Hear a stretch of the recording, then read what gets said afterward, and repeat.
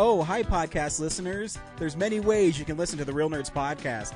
You can subscribe on iTunes. You can also subscribe on Stitcher Radio. You want to send us a Twitter message? You can do that. It's so easy, at Real Nerds. Like us on Facebook, Real Nerds Podcast. You can visit our website, realnerdspodcast.com, where there'll be a lot of articles for you to not only read, but to listen to our previous shows. Do you like your stories told through pictures? Then you can also follow us at Real Nerds on Instagram. You can also call us, 720-6nerds5. Thanks for listening and enjoy the show. Camera, action! Well,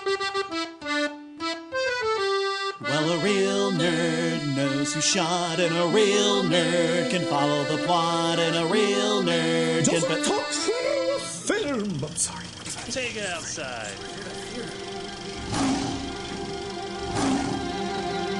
Well, a real nerd knows who shot, and a real nerd can follow the plot, and a real nerd will give it all they got. Lights, camera, action!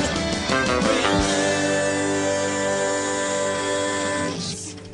Welcome to Real Nerds Podcast. We are the best podcast on the internet for movies, pretty much any podcast anywhere. I am Ryan, and I am joined, as always, by Brad. Oh boy, I can't wait to talk about Fast X. I know, isn't it going to be so cool? If you've never heard a Real Nerds Podcast, know that we tell you if we recommend the film or not, play the trailer, and then we spoil it. We also talk about The Legend of Zelda, Tears of the Kingdom this week, and stuff we've been watching. Just an all-around movie podcast. You know, it's what we do. It's what we love. Yep, I do love movies. We've been doing this for a very long time. So. Yeah, movies are like my comfort food. Like if I've had a long day or something, I can always put in a movie and it helps me escape. You know what I mean? I mean, before Tears of the Kingdom, that's all I thought about at the end of my day was like, I'm going to put something in to watch and then just fall asleep to it. Yeah.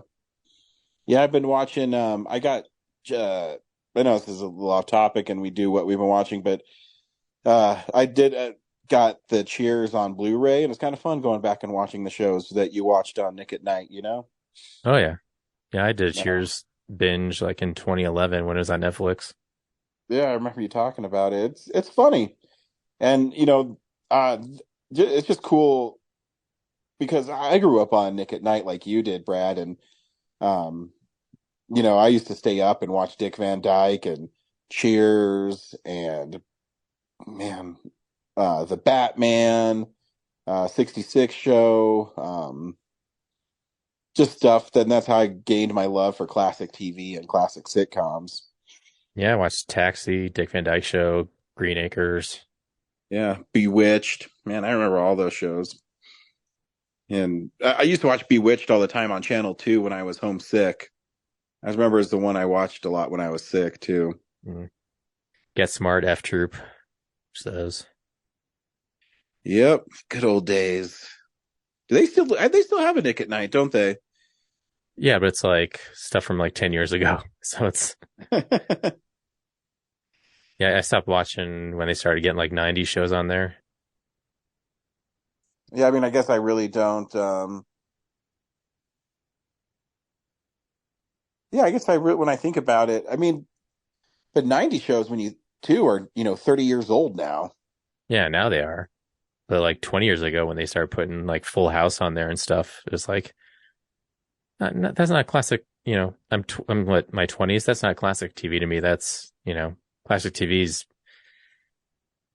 the Lucy Show and stuff, for us. Yeah. Yeah, I don't know. I was never a Full House fan, so I did watch TGIF all the time. Was that on TGIF? I think so. Yeah. I remember Step by Step and Family Matters. Family Matters, yeah. But like now, like Friends is on there, so it's like that's our TV, but it's not class. It's classic to other people now, but it's like, not classic to us.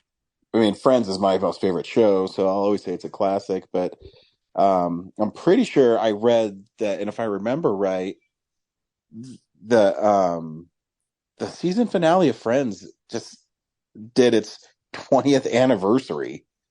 And I remember watching that, and I'm like, that can't be right, can it? You Yeah. know, off the top of my head. But then when you go, like, oh yeah, it totally did. Or it's coming up, I guess I should say. I think it was 2004. That's when it went off the air. Yeah. So, yeah, in 1 year it'll be its 20th anniversary, but it's just crazy. I remember recording that and watching it on TV, and yeah, time goes by so fast. Speaking of fast, are you ready for this, Brad? Yeah. Fast X is not our film of the week. Psych. Haha, got you, Psych. fans. Yeah. Brad and I scored tickets to the Colorado premiere of The Flash.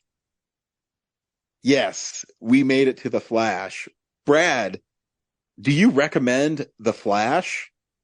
You know what? I was surprised. I do. It's a ton of fun. I was surprised that there's still so much Ezra Miller still in the movie. They did not tone that down. It is a tour de force performance. I think they're in every scene in the movie. Yeah. And then, you know, Keaton Batman, it was cool to see back, but I don't know if he was essential to the movie.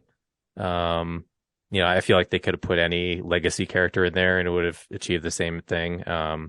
He's kind of there just to say the classic stuff and then, you know, in and out.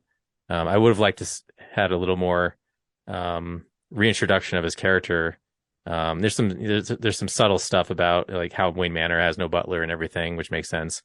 Yeah, I wanted to catch up more with him as a person rather than just being this thing that helps the Flash.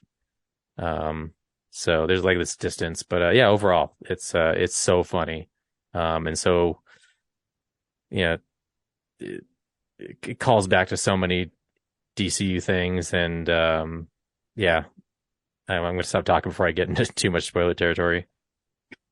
I agree. Yeah, I had a lot of fun watching it.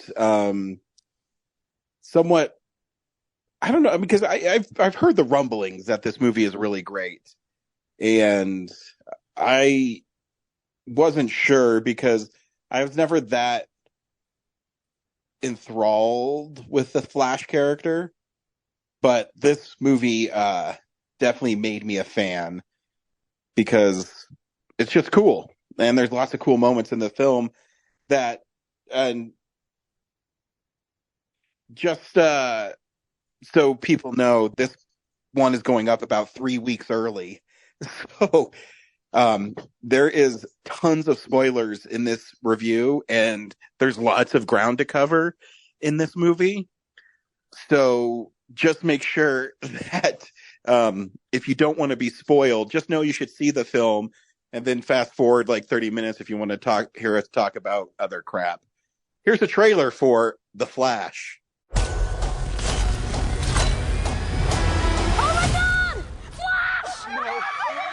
Hi. I love you. Thank you. Passing you into Mr. Wayne. No, please don't. I need you here now, Barry.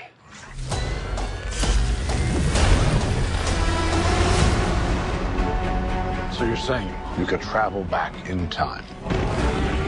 But Bruce, I can fix things. I can save people. I can save my mom. I can save your parents. You can also destroy everything. I love you, Mom. I love you too. So how was it this week? How's school? School was good. Oh, this is mad trippy. Dude, this is catastrophic. This world must die.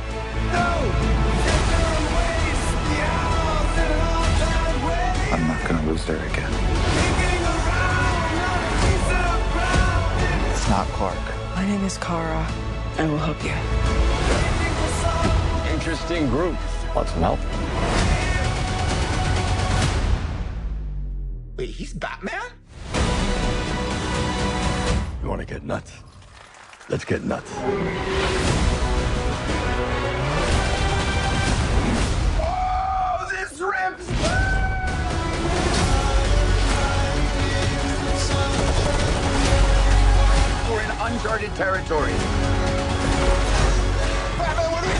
We try not to die.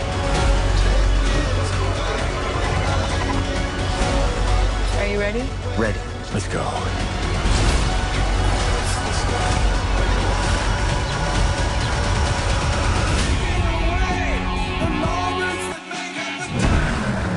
You have fancy friends. Yo, who's an Uber? Oh, exec.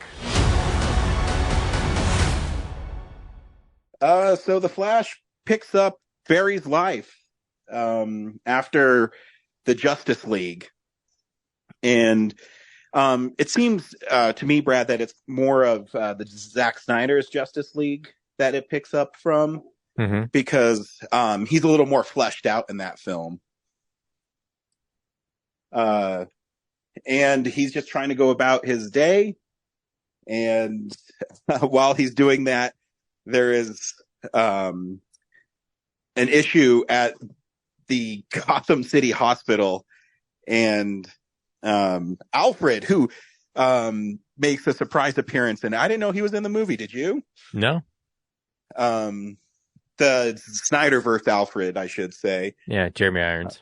Yeah, to not confuse people. But yeah, so he makes an appearance and asks Barry Allen to help Bruce or Batman because he's busy. And he meets a snooty barista and he decides that, yeah, he'll help. And cool effect with him running. I liked the rev up for him running. Where he where points he, ahead. Yeah, he plants his foot and the world kind of zooms past him. And he goes to a Gotham hospital while Ben Affleck's Batman chases down these guys stealing some virus from the hospital. And this is when it kind of got meta with the film, and I loved it. So as the Flash gets there, the hospital collapses and all of the babies fall out of the windows. And the Flash goes, baby shower. They're all falling from, 50 stories up. And what's cool about it, though, is it's kind of a cliche now in superhero films. I mean, Black Adam literally just did it, where it goes in really super slow-mo as the hero does, rescues people. But Yeah. I don't know, Brad, did you think it was just really fresh in this film? It just felt way more fun? I mean, I love the idea. It's twisted that they did a sequence where they're putting all these babies in peril, so that was pretty fun. Yeah. And then the way he rescues them with the microwave and assembling them all together. What I thought was super creative about it is you thought that he was just wasting time by eating a burrito. Yeah, because he has to recharge his energy. Yeah, and things like He can do that. But anything. he was actually doing it for a purpose. That I had a blast with. So yeah, it was fun. Yeah, and he ends up afterwards hanging out with Bruce. When he runs back, he realizes he can go backwards in time, and he asks Bruce. Go ahead, sorry. Yeah, I forget. I think he stopped off at his childhood home or something, and then he just kind of stumbled into finding out what the Speed Force is. Yeah, But although in Justice League, he did find out that he could go back in time because that's how he resets the finale. So I don't know why he's surprised that he. Although I guess in this version, he the Speed Force is this arena, I guess, where he can watch time progress. Yeah, kind of pick and choose where he's gonna, jump into time. Yeah. I don't know if I was so psyched about the visually. I wasn't blown away by the representation of that. It's the zoetrope effect. Yeah. And granted, I don't know if we said this cut is also unfinished, so there's a lot of unfinished CGI in the movie. So I can't tell if it's stylistic on purpose or a lot of stuff you see is just not done. Yeah. But yeah, like especially when it gets to the finale where there's like all these orbs and timelines and things. I was like, visually, it wasn't like, oh, it was like a little hard to look at. But Yeah, yeah. you know, So it didn't bother me because I just took it as it being stylized. I mean, it's super CG, yeah, but I didn't really have an issue with it. I just thought the floating orbs thing, like the orb zoetrope things, were just kind of like bland, you know, like they're just different Yeah. colors and stuff. I thought they could have done something a little cooler, but anyway, yeah. So he finds out that he can pick and choose where he wants to go and stuff, and he Yeah, gets into his head when he to, hey, asks Bruce about it, you know, he thought that Batman would want him to save his parents, and you know, Bruce Wayne says, you know, the scars make us who we are, yeah, and basically telling him not to do it. and foreshadowing. Yeah, and of course he doesn't, because also we learned that Barry's dad is in prison for killing his mom, which obviously he doesn't believe happened. So he's trying to prove his dad's innocence, and Batman, Bruce Wayne's able to clean up the security footage that should help him, but it doesn't give him what he needs. So he decides to not listen to Bruce and go back in time to save his mom. And he does it by doing something as simple as putting tomatoes in her, Grocery cart.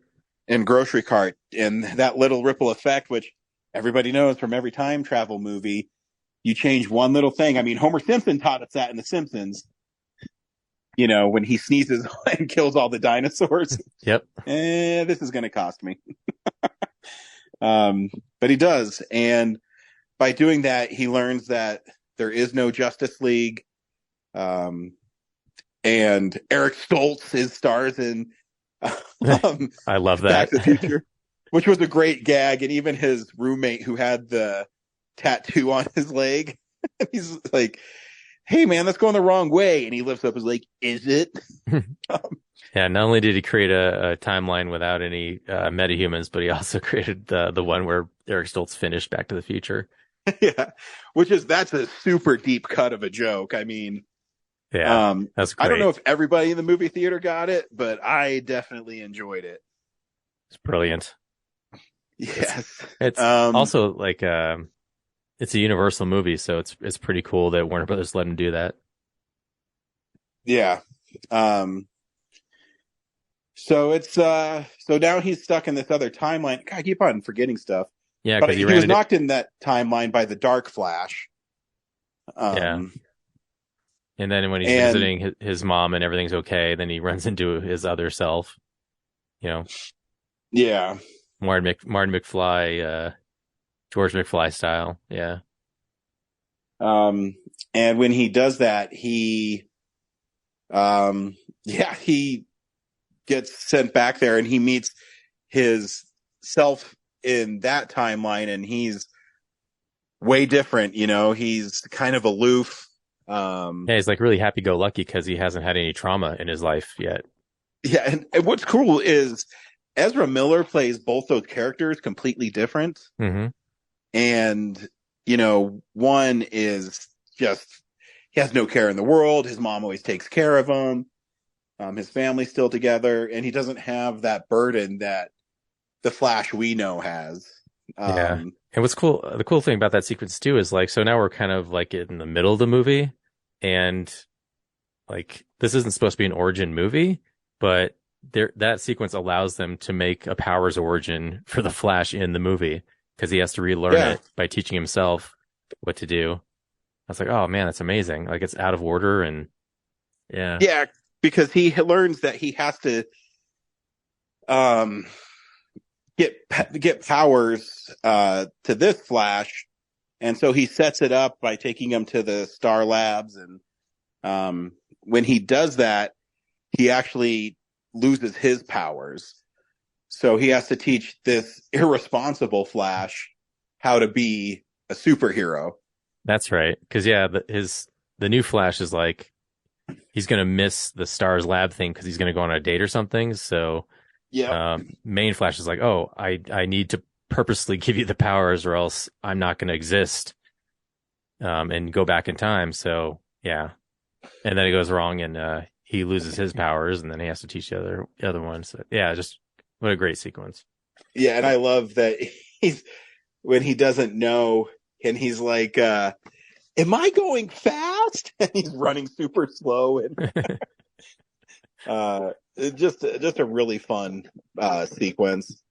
And so then he's got to figure out a way to get back, and that brings Bruce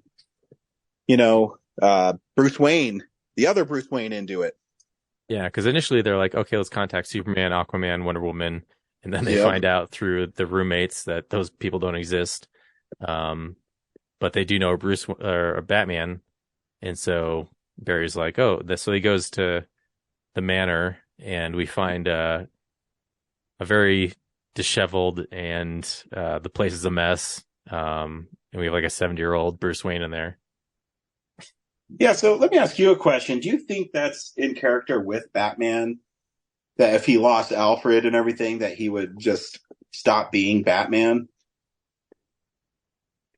I think didn't he say like did so well, like there was barely any crime in Gotham City anymore. Something like that. So I don't know. I mean, because exploring that is interesting, and I think it's a cool thing to do. But I don't know if Bruce Wayne could ever stop being Batman. Yeah, well, like I said, they gave him the excuse of like, well, the city didn't need him anymore because he did his job. Like, he saved a lot of people. But the fact that like Wayne Manor's a mess is pretty funny because I can imagine like he's so used to Alfred just taking care of all that stuff to the point where he's just like, well, I don't have any responsibilities anymore, and I don't have a butler, true. So I'll just hang out and try to figure out what's next for me. Yeah, I mean, because I guess if you have that much money and crime isn't that rampant, I mean, what else would you do? Yeah. Plus, like, I think he tells Barry, just like, this crusade you're on is going to leave you alone, like me. So yeah. I think part of him regrets being so dedicated to his mission because, by the end, he's just alone in that mansion with his achieved goal. So I think he's a bit regretting that he, did have that crusade the whole time. So, and when he finally say too, for being 70 or in his 70s, I think Michael Keaton looks pretty great. Yeah, I mean, I think the movie's really kind of positing that he's about 60. Mm-hmm. I mean, in a way, he should be 40s because the Ben Affleck Batman is around there. So the direct timeline, but yeah, the timeline stuff with the spaghetti and everything, it's a little hard to follow for me to explain like why he's an older Batman versus a direct knockoff. But sorry, what were we saying? Oh no, I just think that I guess in the scheme of things, it's sometimes with time travel films you just let it go. Yeah, stop it. Yeah, just accept it. That's where we are. But yeah, like he once he learns that Barry's like out to save his own parents, like he kind of comes back into the fold and gets excited about being Batman. And like when they go to Russia and he does his like fight, obviously it's a stunt person and not Michael Keaton, but it's probably the best Batman fight for 89 Batman I've ever seen. Oh yeah, no, it was pretty awesome.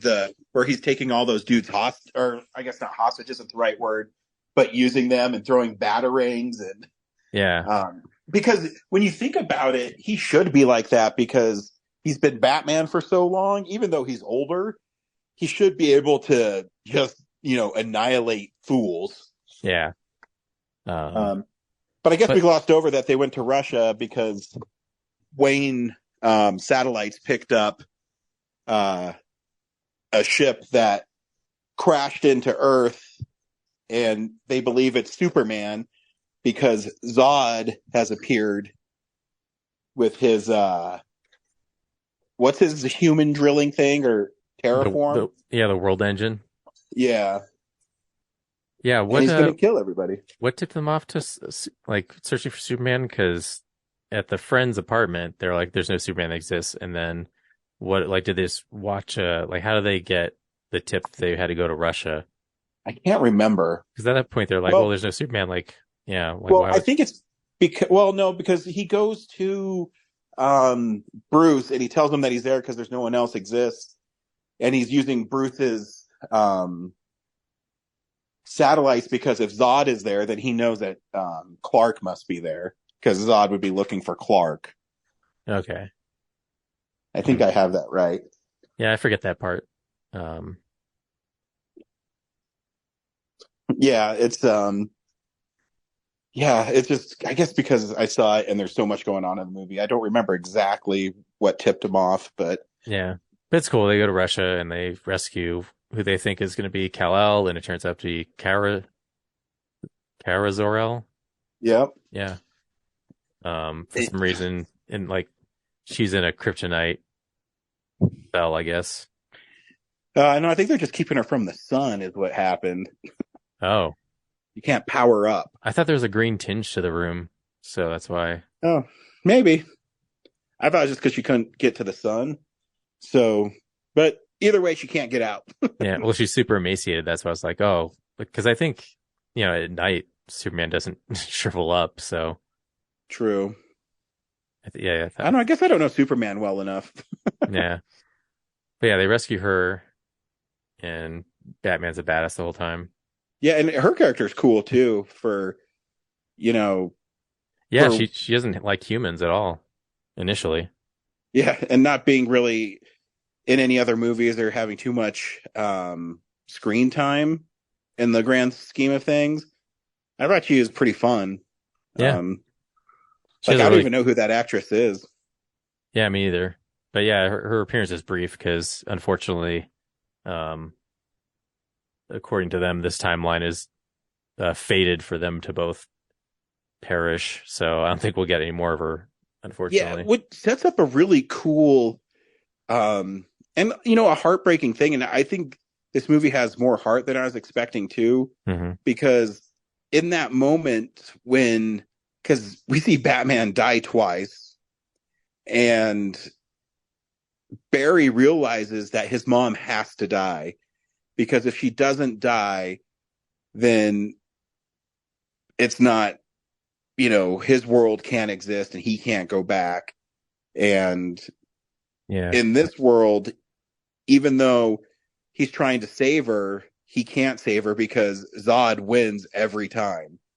It's like the Thanos, Yeah, there's something like they call it like the fulcrum point or something. Like Batman explains it in the kitchen about like every timeline has this, like all the timelines converge in a single point that like is unchangeable, I guess. Mm-hmm. So yeah, it's in the final fight. That's what he discovers is like, oh shoot, like yeah, and there's some things I can't change. And obviously Dark Flash is Barry, but it's kind of interesting too that he's been trying this so long that he's basically grown like armor from it, and he's old as shit. Him just trying different ways to save his world, and each time he fails. Yeah, like Doctor Strange sitting there trying to find each possible scenario. Yeah. And then it leads to the worlds colliding, which was a really cool DC homage, where what I liked is it validated all, not only Superman movies, but Batman movies, TV shows, The Flash, early serials. As these worlds are colliding, you see Christopher Reeve, and you see Adam West, and you see Nicolas Cage. Yeah, and George Reeves. And Nicolas Cage is Superman. Fighting a giant spider, which is great. Yeah, especially for fans of Kevin Smith like you and I are, when we heard the story on An Evening with Kevin Smith, 25 years ago? Yeah. For them to pull that off, not only that, but you have to get the likenesses from all these people, or their estates. In the case of, Christopher Reeve, George Reeves, Adam West, you have to clear all of that. And I think it's pretty cool that they did it, and that they did it in a really fun way. Yeah, and they had Helen Slater's Supergirl in there too. Oh, that's right. Yeah. And it was cool too. My little boy went with us and he was clapping when Christopher Reeve shows up. He didn't know why because everybody else was, but it was kind of fun to see him get into it. So Barry realizes that he can't save his mom, and he goes back, but he does do one thing where he moves the cans of tomato up so he can make sure his dad isn't as freed from this murder conviction. Yeah, like I thought that was pretty brilliant because I was just expecting like Barry move the camera so he can get a better shot of him. But the fact that he moved the whole row of tomatoes to the higher shelf so his dad would be forced to look up into the camera was even smarter, which I was like, wow, because good job. I guess why that works is he's not actually taking anything or something like that. It's just his dad had to look up to do it. Yeah. But we learned that by doing that too, though, he kind of messed it up as well. With introducing one of the great F-bombs to close out a movie. Yeah. We learned that there's a different Bruce Wayne, which you made an observation that it's probably going to be Pattinson. But what we learned from this screening is we didn't see that, and they didn't show us any credits. Yeah. So yeah, it could be Pattinson, or like I can also see a world where the Matt Reeves Batman is its own thing, and then James Gunn's just going to pick another Batman, so we'll have like two Batmans floating around. Yeah, well, I mean, because he does have that Brave and the Bold movie he's working on. Exactly, yeah. So maybe it's that Batman, and they don't want to announce the casting until after Flash drops, because it seems like they're going to reveal who that person is. Yeah, and there's probably going to be post-credit scenes. But what I liked is how they reset the universe, but didn't dismiss the universe too, because Gal Gadot's Wonder Woman shows up too. Yeah, but did they reset it? Because I'm surprised. Well, if it's a different Batman, it did. Yeah, but I mean, like Ezra Miller's still there. I kind of thought they'd want to get rid of them. So yeah, but clearly it's going forward because it's a bit of a cliffhanger. Yeah, I don't think that they want to get rid of Ezra Miller, even though they have had some legal issues. Reading statements from the people involved, they've made strides to be better, and they were suffering from sort of mental health issue. So I really hope that they get the help they need and they're able to be a productive member of society while still being able to go forward with their career, Yeah. It's just, it's such a liability, It is. I don't know. I think it's hard to put them in a $200 million movie again. Yeah. But like, that's what I was so surprised by is like, this movie really doesn't erase any of that. It's just, it's more surprising that they changed Batman's, So yeah. It's going to be interesting to see how this fits into the grand scheme of things. Yeah, and I think Ben Affleck is really great in this movie. He has a moment where, I mean, he's not in it very much, but his moments with Barry where he's telling him, the scars make you who you are, and having a one-on-one with him, and even his action scenes were cool. Yeah, and it feeds into the end where he's like, Barry's finally realizes that his mom dying is what makes him the hero, and he's this whole time he's watched like the silly version of him where his mom didn't die, and he's kind of a pain in the ass and obnoxious, and he's like, I'm glad I'm not that guy. Yeah, where I mean, obviously you never want your mom to die.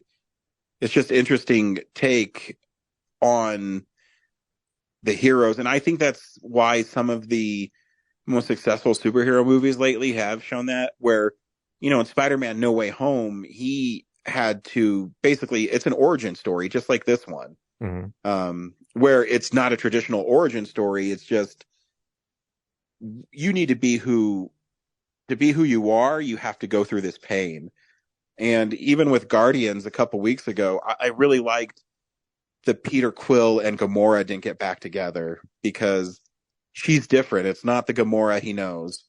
And for them to take the easy way out by putting them together, I thought would have lessened the impact of the film. Mm-hmm. And just like this, his mom unfortunately cannot survive. It's just the way it is. And it makes for a more compelling narrative, in my opinion. Oh, for sure. Yep. It's not the happy ending. Yeah. Yeah. One thing I was surprised about, they still didn't give Keaton an ability to turn his head as Batman. Yeah, that is true. Like, it's definitely fact, still the same Batman suit. Like, I think the neck is even more like reinforced in this movie than previous ones because he has that big like collar shoulder thing. So yeah, that was kind of a surprise, but yeah. And then the Batmobile doesn't get any action, was kind of a bummer. Yeah, that is a bummer.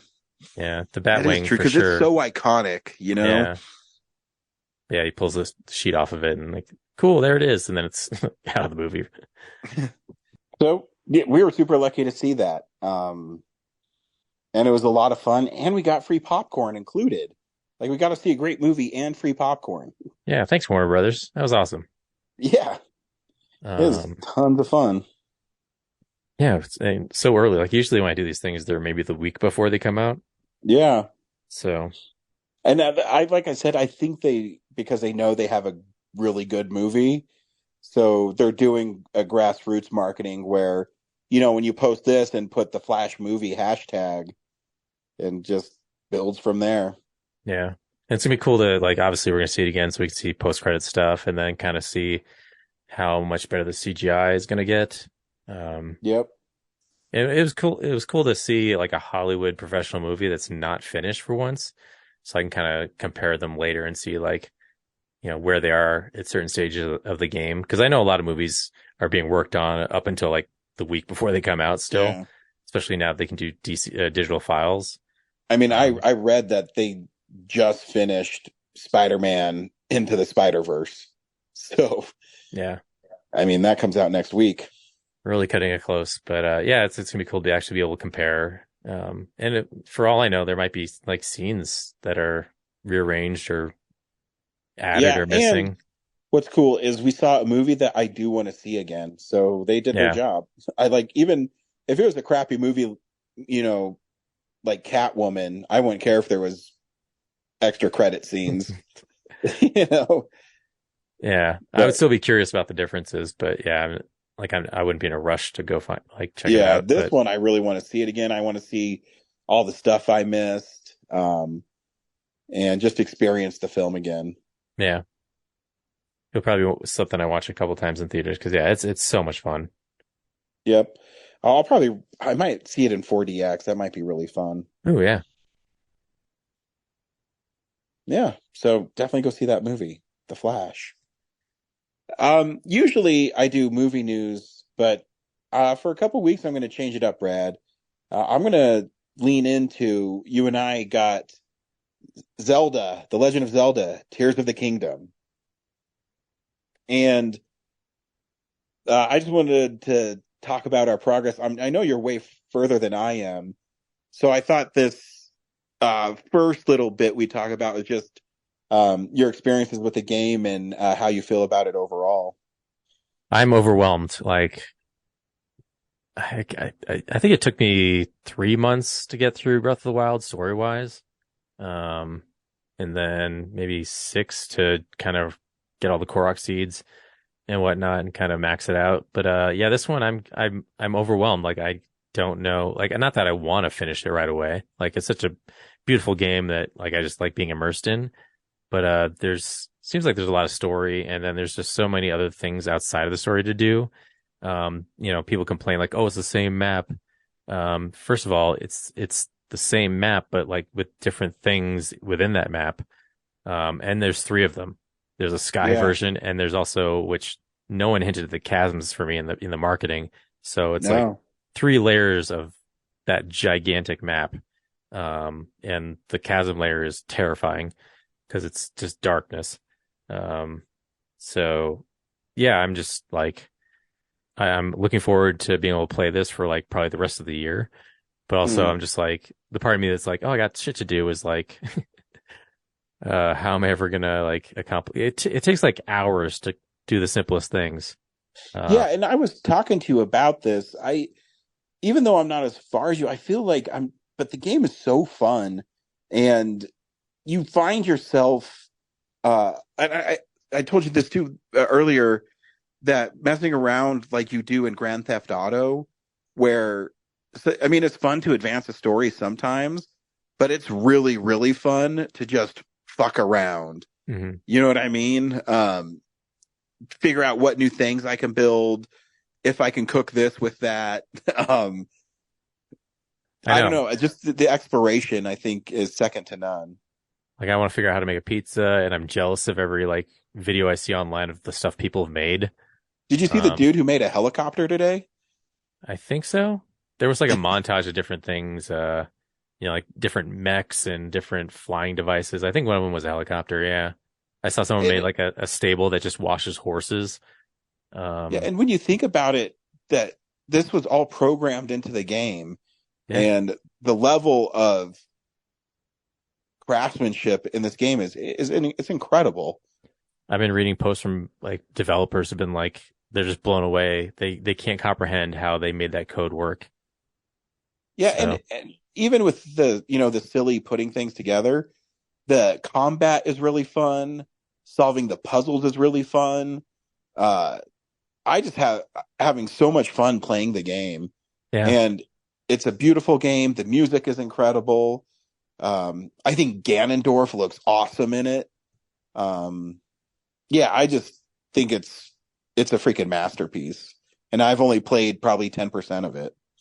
I know, like for years, my favorite Zelda game was always Ocarina of Time, and then Breath of the Wild comes out, and I'm just like, oh man, if there's a game that could unseat that throne, it would be Breath of the Wild. And now I've got Tears of the Kingdom, which is almost like Breath of the Wild on steroids. I'm just like, oh wow. But yeah, my favorite part of the game is just, getting in and then getting distracted by something and then just rediscovering that map and all those places and how they look different now. Yeah. And remembering like what I did like 4 years ago and like in some of those areas. And, yeah, it's incredible. Yeah. And it's what's cool is, we talked about this. I don't know if it's on a podcast or just in talking to you, that I'm cool with Nintendo taking this long to make sequels to games if they make them this great. Yeah. You know what I mean? It's just so cool. It's been a while, so I hope they got something incredible up their sleeve for post Odyssey. Oh yeah, I mean, I'm guessing they do. I'm guessing it's going to be their big game for next year. But like I said, as long as they make games super cool, I'm totally down. And everything about Tears of the Kingdom just works. I mean, it's beautiful. The graphics are stunning. The part too where at the beginning where Zelda is telling you, the stories and the cool animations that it has, and it's just awesome. It's a feat that everybody should experience. For sure, yeah. Even my little boy, when I'm running around doing nothing, he still thinks the game's really cool. So, and he's just watching it. Hats off. So hopefully next week I'll be further along and we can talk some more about it.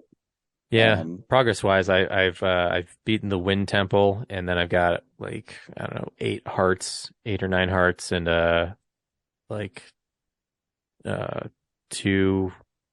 or 1.5, maybe 1 3/4 of a stamina bar. So that's where I'm at. Yep, way further than me. I have 1 more heart.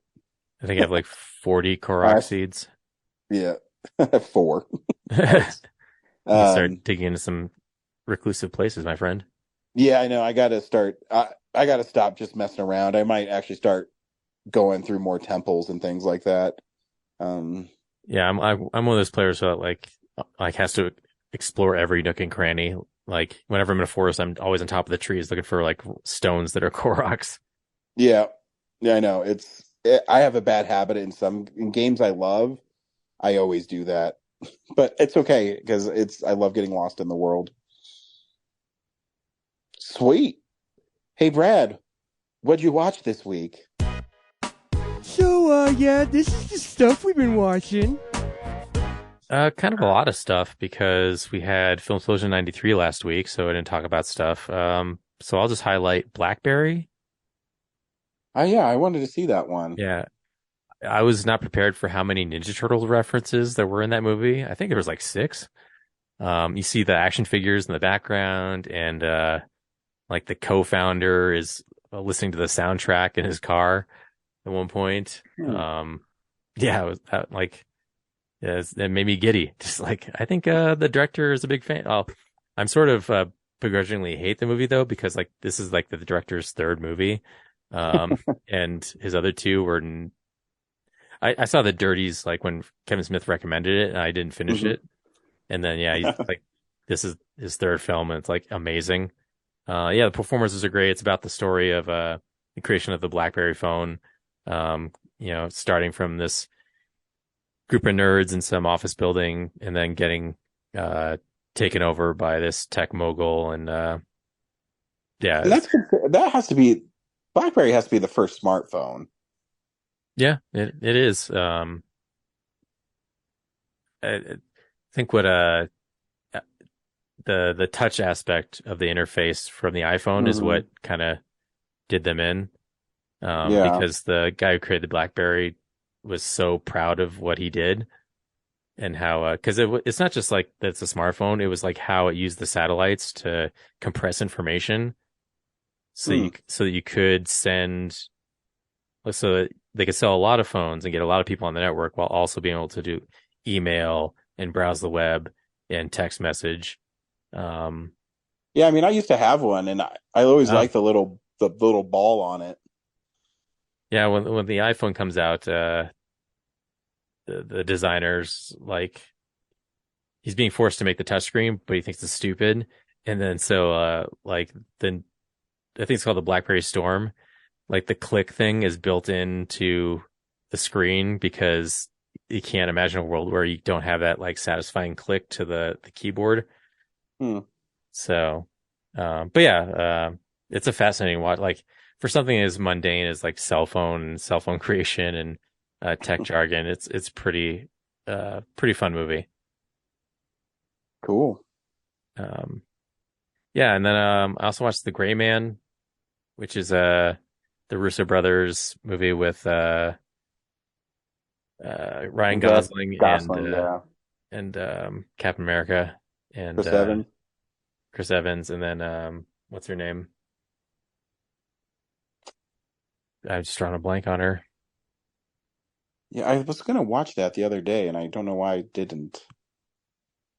But yeah, I've heard a lot of like negative things about it online, but I watched it. I thought it was fun. I thought the dialogue was really clever. It's just about it's the typical, special agent who gets burned by his own organization and then has to, take down the guys trying to keep him down. Anna de Armas, yeah. But yeah, it's just how they go about it. Billy Bob Thornton is like his handler and he's been forced to retire and he has this daughter who's got like a health condition and she gets kidnapped and, Ryan Gosling has to go save her. So, yeah, it's pretty cool. And then, the last thing I watched is, the Michael J. Fox movie or documentary. I need to watch that one. It's on my Apple movie playlist. Yeah. I think I've got like a month of Apple Plus left, so I was like, gotta make sure I get this in. Yeah. Because there's only one episode Ted Lasso left, so I'll forget after next week. But yeah, it's I think the most impressive thing, like obviously watching Michael J. Fox's story, is tragic and all, and you see the hardship that he's going through. Like he's not a pity party, but he's just like you watch. I haven't seen him recently. He's in his probably 50s now, maybe 60s. And just how much of a toll it's taken since I've last seen him, Parkinson's. Yeah. So watching that is pretty like, he doesn't want you to feel sorry for him, but it's shocking how, close to the end he is, I guess, and how he feels like he's close to the end. And that's why he's making this documentary, is to show, he wants to get his perspective on his life before, he's surprised by, Parkinson's winning out. But I think one of the coolest things about the movie though is how they do the flashbacks. How like it's an editing marvel how they have footage from the movies he's been in, but they also have reenactments of it. Um, and how it blends into the actual movies that they're dovetailing into.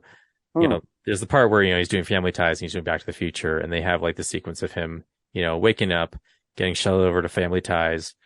And there's like, a stunt double portraying that. Like you're just seeing him from behind. And then they've recreated all that stuff. Like, when he goes over to the Back to the Future set at night, they have a recreation of like the DeLorean drive through and the Doc Brown van. And there's a guy in his costume walking through the set. Like, wow, they really went all out to recreate this in that mall parking lot. And that happens a couple times throughout different phases of his career. But the only thing I scored down on it is by the end, there's not really anything interesting happening. It kind of like once he gets Parkinson's, there's a bunch of stuff from Spin City, and then they show a little bit of his family life, and then his Parkinson's Foundation, and then that's just kind of the end of it because he's still alive, so there's nothing to really finalize the movie with other than we raised like $2 billion and I'm still alive, and then it just kind of ends, like there's one point where I had to I fell asleep, so the next day I was like, oh, what did I miss? And I fell asleep like 5 minutes before the end, and I thought there was way more, but there really wasn't.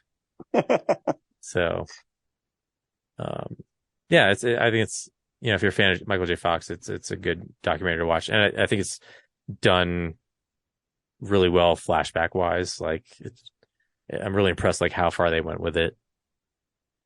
So cool. Yeah, I'll have to check it out. What'd you watch? I have been playing video games a lot, so I haven't watched too much. The one thing I did watch that I meant to see a while ago was Raya and the Last Dragon, which came out. Did it come out in 2020 or 2021? I can't remember. Yeah, I don't remember either one. But it's definitely a victim of the pandemic. And animation-wise, it's stunning. I don't know if you've seen it. I haven't. It's a beautiful film. In it, there's these tribes or clans, I don't know what you would call them, but they're in a world where they're separated by each part of a dragon, and the last dragon is no longer around, and the part where Rhea and her family and her father live is the heart, and it has the essence of the dragon. Her father invites all the other clans over, and they're double crossed, which unleashes the bad things in the world and turns everybody into stone. And so it flash forward 6 years later, where Rhea is trying to find the last dragon and reunite them into this essence to band the worlds together. And yeah, it's really fun, and I know a lot of people like Aquafina as the last dragon. I don't know, it kind of took me out of the film. Not that she's bad, it's one of those where they try to recapture maybe Robin Williams as the genie, and you could just never recapture that. But the movie is really fun. It's one of the most beautiful movies I've ever seen animated wise. And it does have a really nice message about never giving up and family and things like that. So I recommend it. It's not like one of their greatest films, but it's not anywhere near like a freaking Home on the Range or something. So yeah, Ray and the Last Dragon. It's a fun movie. Cool. Yeah, I'll check it out sometime. Yeah, should. Next week we are seeing The Little Mermaid, Disney's live action remake, which my wife is really excited about. It's her favorite animated Disney movie. Is it A Nightmare Before Christmas, an animated Disney movie? No, technically that's a Touchstone picture. So, right. Yeah, I mean, it's supposedly good. It's getting good reviews. but I was really burned after Pinocchio and heartbroken. So Yeah, the live action remakes are not really bringing much new to the table. So yeah, like, the Pinocchio, he's cute in it. I like Tom Hanks as Geppetto, but then they had the stupid seagull or pigeon or whatever the fuck it was in there that really bummed me out. But you know what? I'll see it, and maybe it'll be good. Who if knows? only that pigeon had said, "We got to get that gold," and really doubled down on things that bother you in movies. Wow, man, that's a deep cut from the Magnificent Seven. I see that the UHD of that at Best Buy is $7. And I was like, man, maybe I should watch it again. And it's $7. I remember it not being like horrible, but that one line really bothered me. Yeah, it did. And It's like so the now I first just 2 feel like seconds of the movie. I have to watch it because maybe I'm making this way worse than it really is.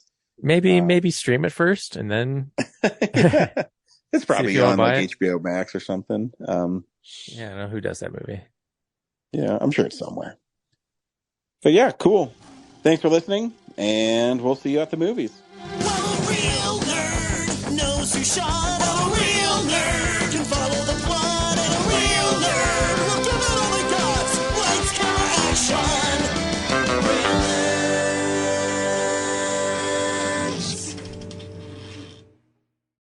Thanks for listening to Real Nerds Podcast, a Nebulous Visions production.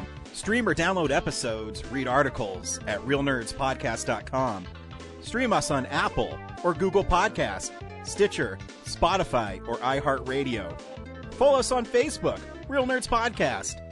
Twitter and Instagram at Real Nerds. Watch us on YouTube, Real Nerds Podcast. Email us at realnerds@gmail.com. Call us at 720-6nerds5. Thank you to Sparks Mandrill, Mike at Plan 9 Studios, and Bolognium for all of our groovy theme songs. And that's how you fucking do it!